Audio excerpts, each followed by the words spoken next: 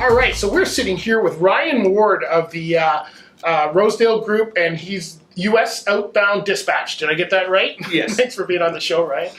So, listen, I have been trying to have a dispatch on this for the longest time. So, give us an idea of what your day is like as a dispatcher. I guess you'd start off, you walk in, drink the coffee.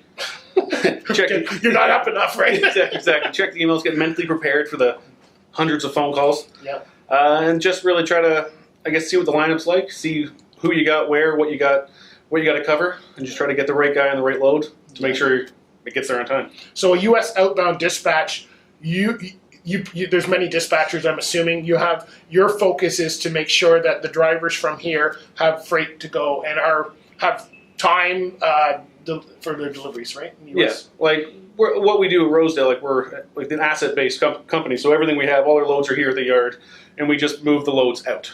Okay. So I'll walk in, I might have 15 loads between here and customers around town that I got to get to Ohio, Pennsylvania, Georgia, Atlanta.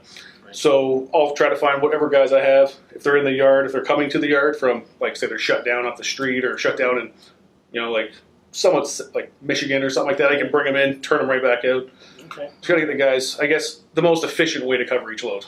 So when I do a lot of work with the training schools and talking to new drivers, and the one thing I always tell them is if you're on a tour to carrier, make sure they say here's a dispatch department, that you just don't look and go, oh yeah, that's the dispatch department, but watch, because it's a very fast-paced environment, right? So what kind of person best suits a dispatch, being a dispatcher? You need to be pliable. You can't just have like driver A gets load A. It has to be driver A gets load A, B, C, D, E, F, and so on. Yeah. And that way you need to be able to make sure that one guy, like it's like how we used to use a rotation. Like you still somewhat have a rotation. You're not going to give a guy like unlimited miles while somebody's not moving, but you can't really use that rotation because you might have a guy here, but you need him to go to this load, which might not be as far as this load, but this guy's not going to make it to that load, but you're definitely going to make it to that load. Right.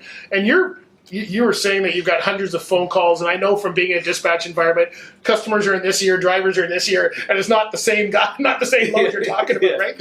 So how do your job is to handle the customer, and what kind of customer requirements are you getting or requests are you getting? We have a lot of customers that call in and ask, hey, can you pick a load up today? Like for example, we had a load today, can you pick up a mark? I'm like, no problem, I have a guy empty in Richmond Hill, can pick it up and bring it right here. Oh, well, it's not ready till 2 o'clock. I'm like, so now I got to bring that guy back with a different load. Now try to figure out a way to get a guy to Markham because I don't want to send him empty from Mississauga. It just doesn't make any sense to go pick this load up to get it to the customer in time. Right. And I'm sure your carrier is the most, like most carriers, where driver's point of contact is with dispatch. It's usually who we call. They say call dispatch. Unless it's a maintenance issue, it's usually dispatch, right? So what kind of issues are you dealing with drivers without getting yourself in any trouble?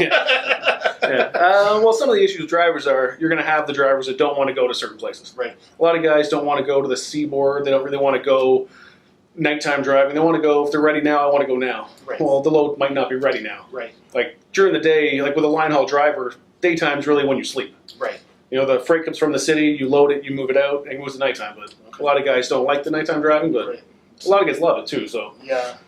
So when you're dispatching, I know as a driver, and I drove for 25 years, and I know as a driver, when I leave on Sunday or Monday, depending on when your run goes, being on time is critical because it messes up so many pieces to the puzzle, right? So how important is it for you guys? I'm sure it's just as important, but how important is it for drivers to be on time in your operation? How much does that mess up the dispatch? Well, it's very important too, especially with the electronic logs that they have now, where if this, like we plan them to be when they're ready to go, to kind of go. If they leave late and then they're late at the customer, they have to wait for the logbook to reset. It's not like the old days where they would just pull the page out of the logbook and start over. Those are all gone away.